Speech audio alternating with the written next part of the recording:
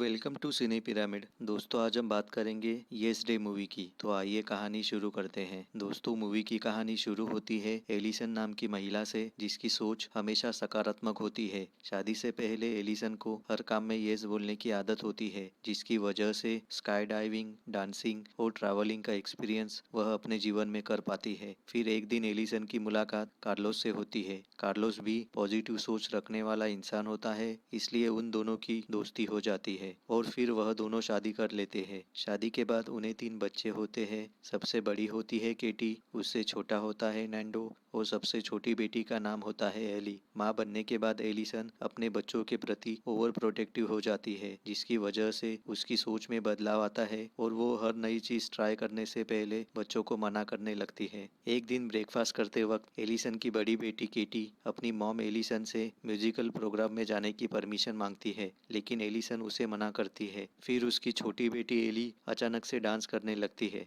उसे देखकर कार्लोस और केटी भी डांस करने लगते हैं। तभी एलिसन फिर से उन्हें डांस करने से मना करती है। उसी दिन एलिसन और कार्लोस को बच्चों के स्कूल में मीटिंग के लिए बुलाया जाता है। वहां पहुंचने पर स्कूल टीचर उन्हें बताती है कि केटी और नैंडो अपनी माँ एलिसन को तानाशाह मानते हैं, क्योंकि वो हर वक्त उन पर चिल्लाती है। यह सब सुनकर एलिसन को काफी दुख होता है और वह दोनों क्लासरूम के बाहर आकर स्कूल की कैंटीन में जाते हैं। वहाँ एलिसन कार्लोस को बोलती है कि बच्चों की नज़र में मैं बुरी बन गई हूँ, क्योंकि मैं उन्हें डांटती हूँ, लेकिन तुम उनकी नज़र में एक अच्छे पिता हो। शादी से पहले मैं ऐसे नहीं थी। उन दोनों की बातें सुनकर वहाँ स्कूल का पीटी टीचर आता है। उसका नाम होता है मिस्टर डिकन। डिकन पेरेंटिंग के बारे में उन्हें कुछ बातें बताना चाहता है, क्योंकि वह 6 बच्चों का पिता होता है। फिर कार्लोस डिकन से पूछता है, तुम इतने शांत और खुश कैसे रहते हो? इस पर मिस्टर डिकन बोलता है, मैं बच्चों के साथ महीने में एक बार येस डे मनाता हूँ। दरअसल येस डे में बच्चों को इलीगल चीजों के अलावा कुछ भी करने की आज़ादी होती है।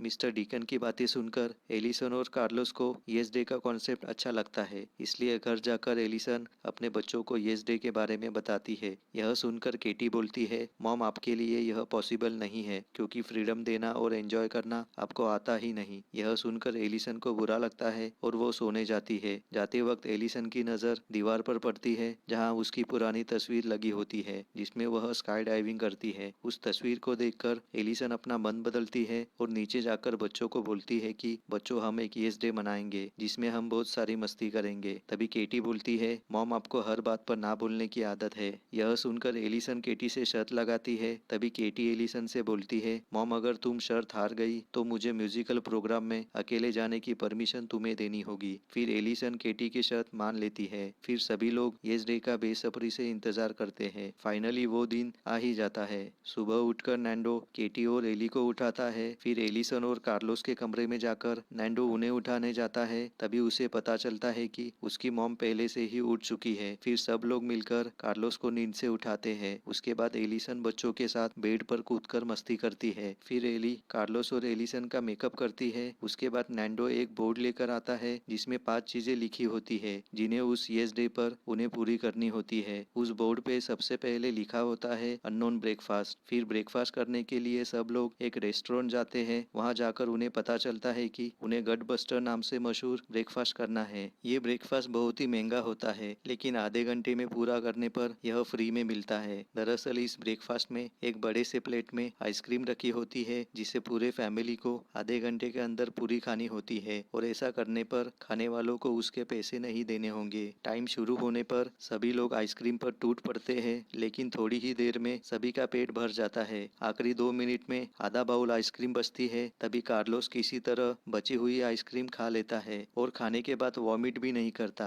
क्योंकि वॉमिट करने पर उन्हें उस ब्रेकफास्ट के पैसे देने पड़ते। लेकिन ऐसा नहीं होता और वह लोग इस चैलेंज को पूरा करते हैं। फिर सभी लोग अपनी कार में बैठकर एक जगह जाते हैं जहां कार वॉश की जाती है। कार वॉश करते वक्त बच्चे बोलते हैं कि गाड़ी की खिड़कियां खोल दो और गाड़ी से कोई नहीं उतरेगा, जिसकी वजह से कार में बैठे सभी लोग भीग जाते हैं और कार के साथ साथ उनकी भी सफाई हो जाती है। लेकिन ऐसा करने पर सभी को बहुत मजा आता है। उसके बाद एलिसन, कार्लोस और उनके 3 बच्चे बच्चे एक प्लेग्राउंड में जाते हैं जहां उन्हें कबलावी नाम का गेम खेलना होता है। उस गेम का रेफरी होता है मिस्टर डिकन। गेम खेलने से पहले 4 टीमें बनाई जाती है। हर एक टीम को एक एक फ्लैग दिया जाता है। इस गेम में सामने वाले टीम पर पानी के गुब्बारे मारकर एलिमिनेट करना होता है और उनका फ्लैग उखाड़ना होता है। किसी भी टीम द्वारा 2 फ्लैग उखाड़ने पर वह टीम जीत जाएगी। गेम शुरू होते ही सभी लोग एक दूसरे पर पानी के गुब्बारे मारने लगते हैं। एलिसन पूरे जोश के साथ गेम खेलती है और बहुत सारे लोगों को एलिमिनेट करती है। आखिरकार एलिसन की टीम जीत जाती है। फिर अगला टास्क चेंज करके एलिसन मैजिक माउंटेन नाम की जगह जाने का फैसला करती है।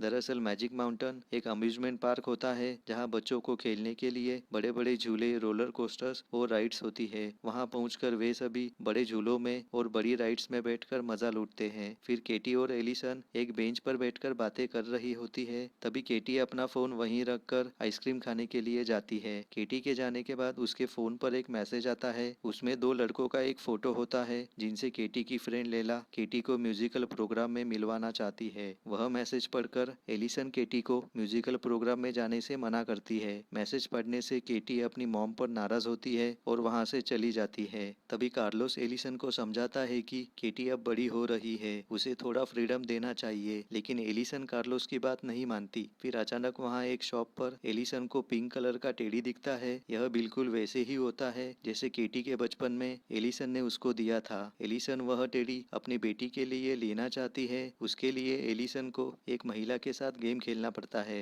वह गेम एलिसन जीत जाती है, लेकिन दूसरी महिला एलिसन की जीत स्वीकार नहीं करती, इसलिए उन दोनों का झगड़ा हो जाता है। तभी वहाँ पुलिस आती है और सभी को पुलिस स्टेशन लेकर जाती है। वहाँ लॉकअप में कार्लोस, एलिसन और उस महिला को रखा जाता है। तभी केटी नैंडो और एली को लेकर वहाँ से निकल जाती है। जाते वक्त वो पुलिस वालों को झूठ बोलती है कि बाहर उनके ग्रैंड पेरेंट्स उनका वेट कर रहे हैं। दरअसल बाहर केटी की फ्रेंड गाड़ी लेकर आती है। फिर वह तीनों उस गाड़ी में बैठकर अपने घर जाते हैं। उनके घर जाते ही नैंडो ने उसके सभी दोस्तों को पार्टी के लिए घर पर बुलाया होता है। केटी को म्यूजिकल प्रोग्राम में जाना होता है, लेकिन अपने पेरेंट्स घर पर ना होने की वजह से वह उस प्रोग्राम में नहीं जाने का फैसला करती है। तभी नैंडो और एली उसे कन्विंस करते हैं और केटी मान जाती है। लेकिन प्रोग्राम में जाने से पहले केटी नैंडो को बोलती है कि अगर कुछ गड़बड़ हुई तो सबसे पहले मुझे कॉल करना। फिर नैंडो उसकी बात मान लेता है। वहाँ लॉकअप में पुलिस थोड़ी देर बाद एलिसन और कार्लोस को छोड़ देती है और वह पिंक टेडी भी देती है, क्योंकि सीसीटीवी फुटेज में पता चलता है कि वह पिंक टेडी एलिसन ने जीता था।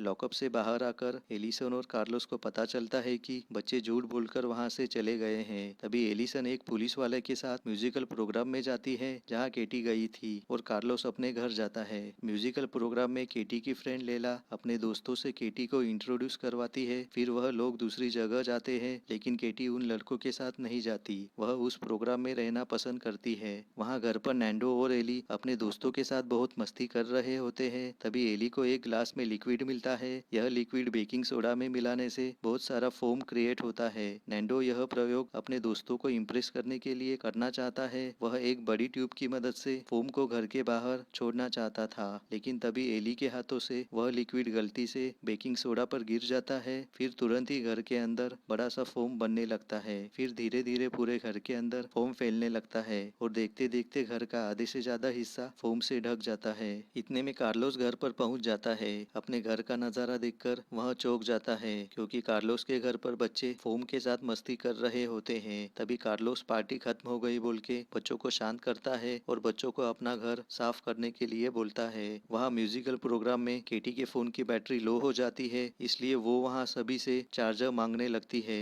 तभी एक लड़की केटी का फोन उठाकर फेंक देती है। फिर केटी अपना फोन ढूंढने लगती है। वहाँ एलिसन केटी को ढूंढने के लिए स्टेज पर जाकर केटी का फेवरेट गाना गा रही होती है। अपने मॉम की आवाज सुनकर केटी एलिसन के पास जाकर उसके गले मिलती है और खुद की गलती मानकर अपने मॉम को सॉरी बोलती है। वहाँ घर पर कार्लोस बच्चों को डांटता है। तभी नैंडो कार्लोस से बोलता है, डैड आप पहले ऐसे नहीं थे। इस पर कार्लोस जवाब देता है, अपने बच्चों की भलाई के लिए स्ट्रिक्ट होना पड़ता है। अपने डैड का यह रूप देखकर नैंडो को अच्छा लगता है। तभी एलिसन केटी के साथ घर पर आ जाती है। उन्हें देखकर कार्लोस बोलता है, बच्चों को डांटना बुरी बात नहीं है। फिर सब लोग घर के बाहर गार्डन में एक छोटा सा टेंट बनाकर बोर्ड गेम खेलते हैं। तभी कार्लोस नैंडो से पूछता है, तुमने सारा लिक्विड फेंक दिया था ना? उस पर नैंडो जवाब देता है, हाँ। तभी घर से दोबारा सारा फोम बाहर आने लगता है। फोम को देखकर सभी लोग नैंडो ऊपर चिल्लाते हैं और यहीं पर मूवी खत्म होती है।